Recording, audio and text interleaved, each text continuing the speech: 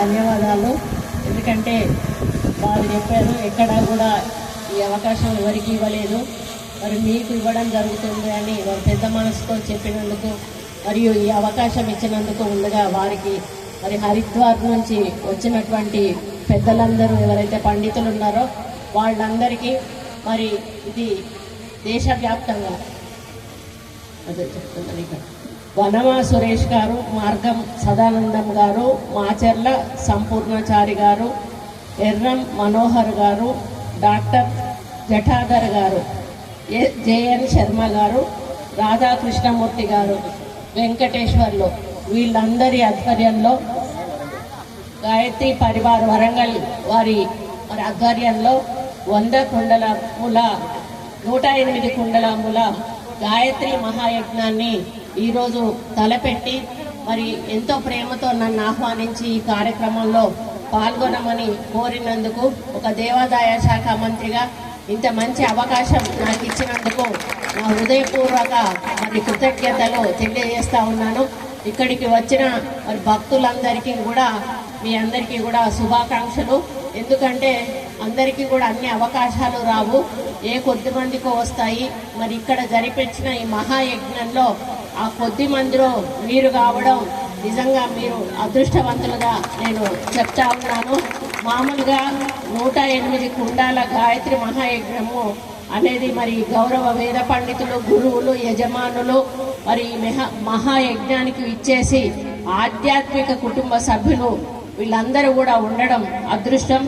ఈరోజు మనం చూస్తున్న ఈ మహా దృశ్యం ఏదైతే ఉందో 108 కుండాలతో జరుగుతున్న గాయత్రి మహాయజ్ఞం భౌతికంగా మాత్రమే కాక ఆధ్యాత్మికంగా కూడా ఇది ఒక అసాధారణమైనటువంటి యజ్ఞం.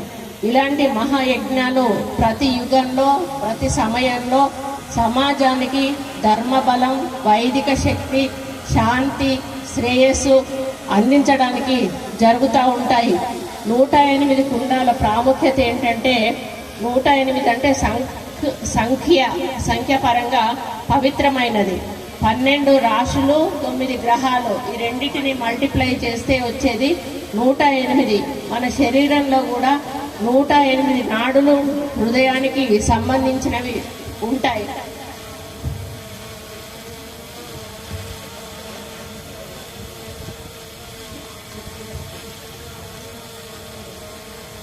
హిందూ ధర్మంలో 108 దైవ తత్వాలు ఉంటాయి, 108 శక్తి పీఠాలు ఉంటాయి, 108 నామాలు ప్రత్యేక స్థానం కలిగి ఉంటాయి. మరి 108 కుండాలు మనిషి శరీరం, ప్రాణం, మనసు మరియు ఆత్మను సూచిస్తాయి. ప్రతి కుండలో నిప్పు వెలగడం అంటే మన అంతరంగంలో జ్ఞానాన్ని వెలిగించడం అని మరి అర్థం వస్తుంది. గాయత్రి మంత్రం యొక్క దివ్య శక్తి ఈ మహాయజ్ఞానికి హృదయధార గాయత్రి మంత్రం. మరి ఆ గాయత్రి మంత్రం ఓం భూం భువ స్వహ తత్ సనిధ్రేణ్యం దియో ప్రచోదయ. ఇది ఒక గొప్ప యంత్రము. మనం ఎవరు కూడా ఏదైనా మనం అడిగినప్పుడు అయ్యగారులు మీరు గాయత్రి మంత్రాన్ని రోజు జపించండి, మీకేమైనా ఉంటే తొలగిపోతాయి అని చెప్తారు. కాబట్టి మనం గాయత్రి యంత్రాన్ని ఒక దినచర్యగా మంత్రాన్ని ప్రతిరోజు ఒక దినచర్యగా పెట్టుకుంటే, అంటే దేవుడి ముందు కూర్చొని చదవాలని ఏమీ లేదండి. మనం ఒట్టిగా కూర్చున్నప్పుడు చదువుకోవచ్చు, వెహికల్లో జర్నీ చేసేటప్పుడు చదువుకోవచ్చు, ఎప్పుడైనా కూడా చదువుకోవచ్చు. అది చదువుకోవడం వలన మన మనసు ప్రశాంతంగా ఉండడమే కాకుండా మనకు ఎటువంటి మరి ఇబ్బందులు కూడా రాకుండా ఉంటాయి అనేది అందరూ కూడా నమ్మిన సూత్రం అది. మరి ఈ మంత్ర జపం వల్ల అది చెప్తున్న మనసు శుద్ధి అవుతుంది, వివేకం పెరుగుతుంది, జీవితంలో వెలుగు, విజయం, శాంతి పెరుగుతుంది, కర్మల దోషాలు కరుగుతాయి, వాతావరణం పావనమవుతుంది. ఈ మహాయజ్ఞంలో వేలాది మంది కలిసి ఈ మంత్రాన్ని జపించడం ద్వారా సామూహిక ధర్మశక్తి అందరూ కలిసి ఒకసారి మంత్రాన్ని జపించడం వలన అది ఒక పెద్ద ఎత్తున సామూహికంగా చేయడం వలన ఆ ధర్మశక్తి ఏర్పడుతుంది. ఈ శక్తి వ్యక్తిగతంగా మాత్రమే కాదు, సమాజం మీద మొత్తం మీద కూడా ప్రభావం చూపిస్తుంది. ఏదో ఈ ప్లేస్ వరకే కాదు, ఇది మొత్తం సొసైటీ మీద కూడా ఈ యొక్క సామూహికంగా చేసే కార్యక్రమం వల్ల ఒక శక్తి ఏర్పడుతుంది అనేది కూడా మనం గమనించాలి. మరి అదేవిధంగా అగ్నిలో వేసే ఆహుతుల అర్థం అంటే, అగ్నిలో వేసే ప్రతి ఆహుతి మన లోపల ఉన్న నెగటివిటీ కావాలంటే మనకు కొన్ని చెడు ఆలోచనలు కానీ, అంటే నెగటివ్ ఆలోచనలు వచ్చినప్పుడు మరి అహంకారము, అసూయ, ద్వేషము, భయము వీటిని దహనం చేస్తుంది. అంటే మనం అగ్నిలో వేసే ప్రతిదీ కూడా మనలో ఉన్న వీటిని నెగటివిటీ ఏవైతే ఉన్నాయో వాటన్నిటిని కూడా దహనం చేసి మన మనసులో పవిత్రంగా మరి తయారు చేస్తుంది. అదేవిధంగా గంధం, నెయ్యి, ధాన్యాలు ఇవి శక్తిని, సంపదను, ఆరోగ్యాన్ని, శ్రేయస్సును కూడా సూచిస్తాయి. ఈ యజ్ఞం చేసే ప్రభావం ఏంటంటే గాలి శుద్ధమవుతుంది. అదేవిధంగా వాతావరణంలో సూక్ష్మ శక్తులు మరి మారుతాయి. అదేవిధంగా ఇళ్లలో శాంతి పెరుగుతుంది, కుటుంబంలో ఏకత పెరుగుతుంది. అంటే మన చిన్న చిన్న గొడవలు అవి ఏమైనా ఉన్నా కూడా అవి తొలగిపోయి మరి కుటుంబంలో శాంతి కూడా పెరుగుతుంది.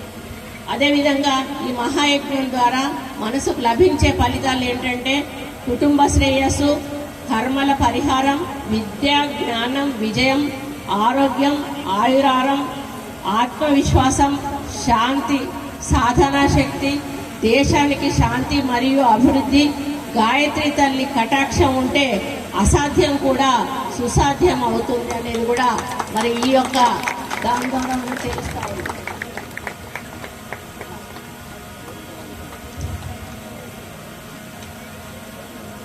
ముగింపు మాట.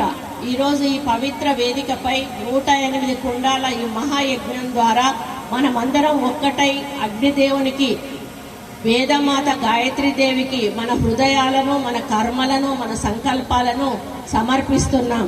ఈ యజ్ఞం మీ అందరి కుటుంబాలకు ఆరోగ్యం, ఆయురారోగ్యం, సంపద, సౌభాగ్యం, శాంతి మరియు జ్ఞానవంతమైన జీవితం ప్రసాదించాలని కోరుకుంటా ఉన్నాను.